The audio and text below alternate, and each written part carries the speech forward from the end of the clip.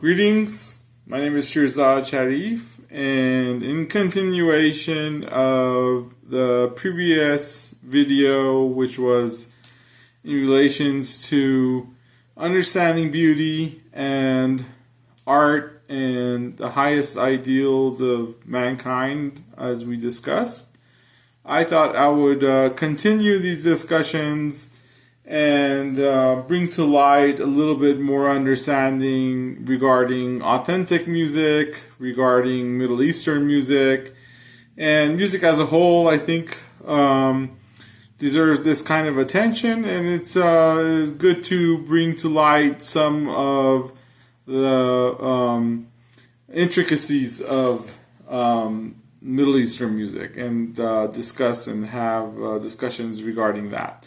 So, without further ado, we'll discuss really what potentially would make music beautiful. What should we strive for?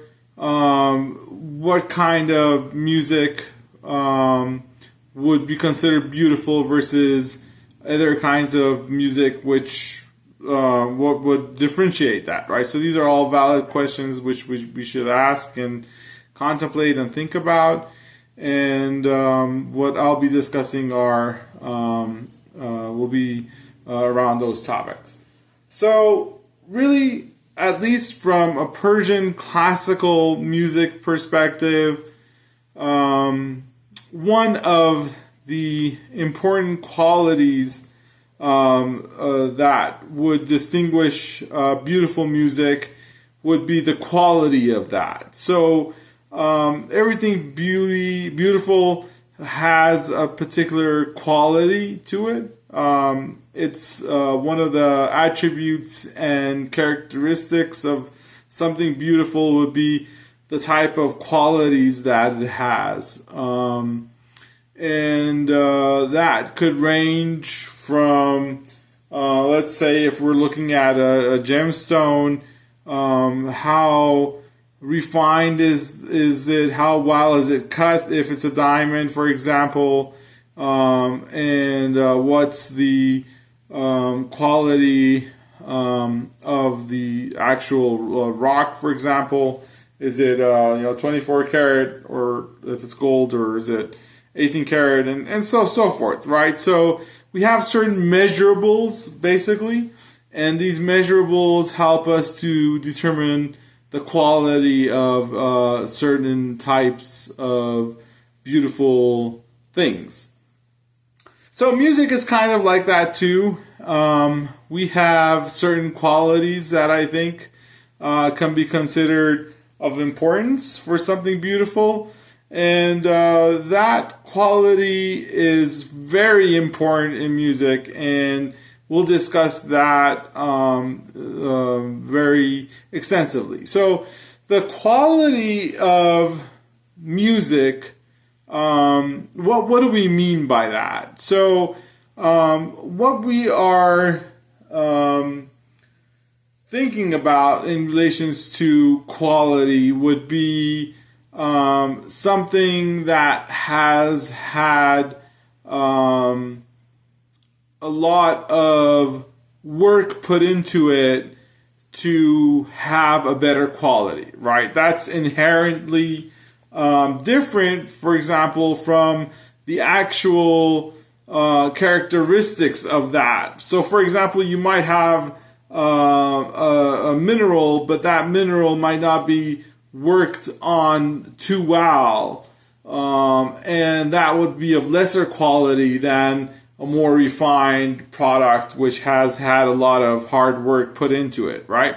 So music is kind of like that too, and you could tell that if certain music has a more refined taste. So the same way that we have wine which is aged, for example, and we would know that would have a more refined taste versus a boxed wine, for example, right? And the way we would actually identify that, and this is where it becomes very important, is that you need to, as a connoisseur of this music, you need to understand what made that music refined. And that really revolves around a number of different things. For example, the work that's put into that, and the degree of mastery over the art form, right? Which would be inherently different from, let's say, natural talent. So you might have someone who's very talented and would be a very good singer naturally and inherently would have that talent. And then you would have someone who has that talent and has worked on their art a lot more, and their art is much more refined. And you could tell this usually through the intricacies, the delicacies, and the quality of the work that they provide, the sound that they generate. So, for example, in the case of a zarb, for example, and I'll show this right here and demonstrate this, the quality of sound that you're getting out of your instrument needs to be very refined. So it wouldn't be something like this, for example. It would be so very intricate differences, right, in the technique. So let's say this, which is more raw, versus which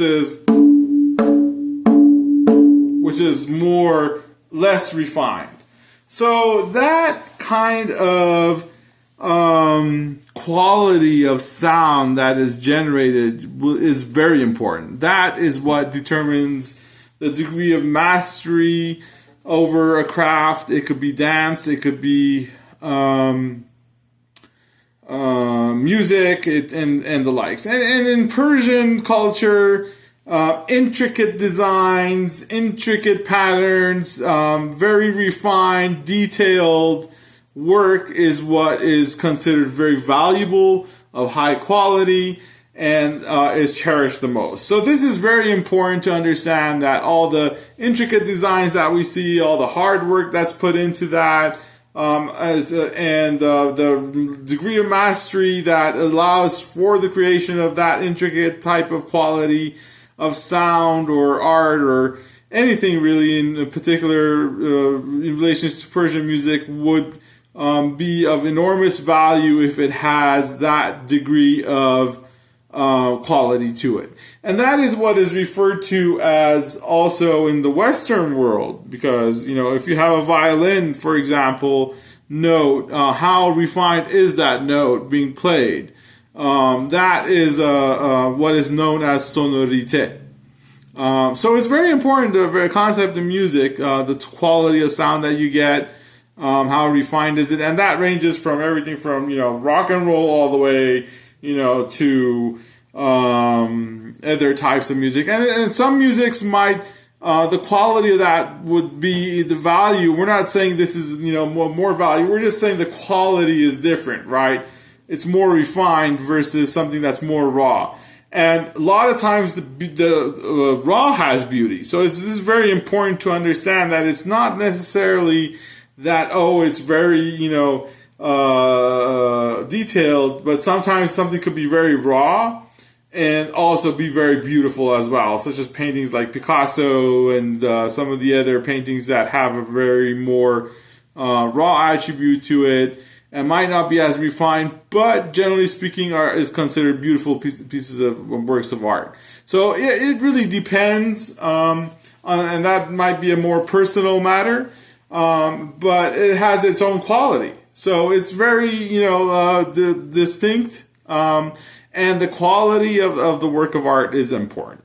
Be it raw, be it intricate, be it any type of work, the degree of mastery, the degree of qualities that it has, and how that's presented is very important. So that's really revolving around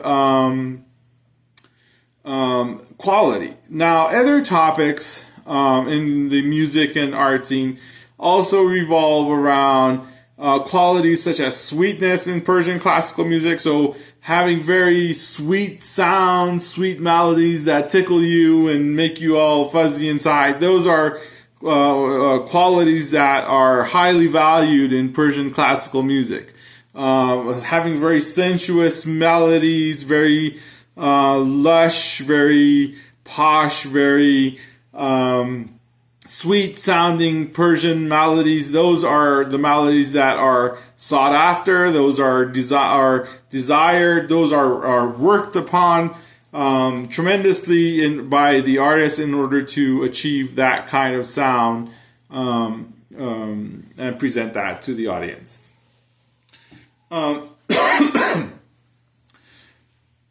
Aside from the sweetness, I think also sensuality is very important here as well. And it's very important to have a sensual quality to the music that you generate. That is also of extreme value. A lot of times you will see works of art that have, for example, sensual aspects or elements to it. They could be nudes, they could be a nude figure, a statue that's nude, paintings that are nude. So sensual art is of extreme value and an extreme important degree and aspect of art. And the same applies to music. Your music should be able to express a degree of sensuality as well. So there's, in Persian classical music, sweetness and sensuality and romanticism in that sense is highly desired in the Persian classical art scene. So, for example, in the dance scene, it's also even more important because dance has even a more erotic or sensual element to that. So, in the case of rhythm, for example, what I'll demonstrate here is sensuous rhythm. So, what we'll see is a regular 6/8 performed in a non-sensuous manner versus performed in a more sensuous manner. So that would be something like very raw, not sensuous. It's just a very joyous rhythm. Now, I could play that with more feeling and generate more sensuality. So you'll see.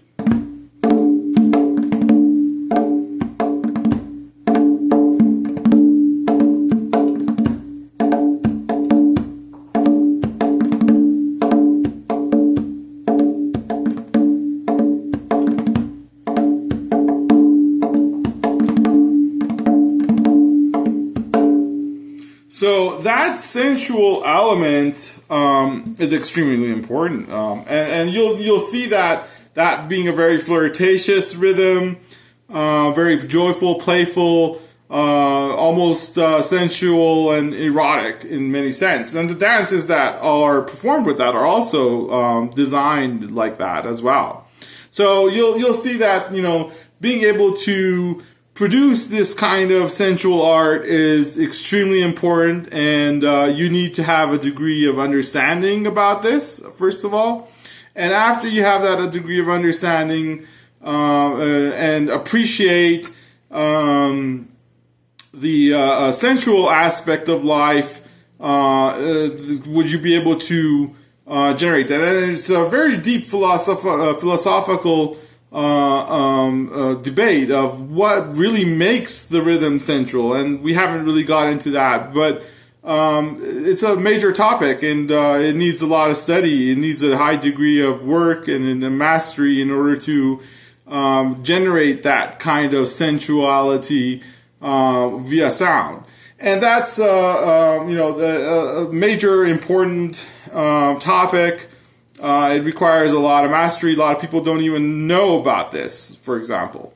And also it has a very deep philosophical meaning behind it, you need to understand the concepts that allow for sensuality. So, for example, the feminine divine, understanding that God and the Creator in its existence is sensual and is also highly sacred. And not only that, but is feminine, is masculine, has very feminine attributes, very sensual attributes, very sacred sensuality, and the feminine divine, and major concepts that for thousands of years have been the topic of study for a lot of artists worldwide, from ancient Egypt and the feminine divine, Isis. You'll see, a lot of art that heavily emphasizes that. So it's a very important topic. You'll also see the same thing in the Hellenistic type of art from the Roman Empire, and also Persian art at some of its finest levels will always have an element of sensuality as well. And that's sort of a requirement. And you'll notice that in the major works of art of Iran, paintings and the likes, which require really a high degree of enlightenment to enjoy as well, because a lot of people might look down upon that, or might not appreciate sensual art as due to various reasons in that regard. So I think we talked about the quality of sound. We talked about the beauty and the quality and works of art that that are enjoyed. We talked about sweetness. We talked about sensuality, and all of these attributes. Again, going back to our initial discussion, you need to have a good degree of appreciation for that. Like I said, not everybody can appreciate all of that, and it's very important that the audience would understand the tremendous work of arts that are being created that embody those elements and those aspects and those attributes, the hard work that's gone into that, and also the really enlightened souls, really, that can completely digest and appreciate and understand and also embody that. I think at the end of it, you will notice that as you consume these works of art, and as you get to enjoy them and appreciate them, these attributes and these your quality of your life gets is improved. And once that is improved, also you'll see that your life will start to embody those attributes and qualities as well. So as the quality of your life improves, you'll notice that you appreciate more and are more comfortable with your sensuality, for example, or your life becomes much more sweeter and such. So it's really like that. I think when you take notice to that, when you see that, appreciate that, and absorb that gets transferred, and your life will start to have better quality. It would also have more aspects and attributes of that are of that sort as well. So that's why art always enriches our lives, and you can see that anyone who any gentleman or a lady that appreciates art can very easily carry themselves in environments that allow or have that quality of life.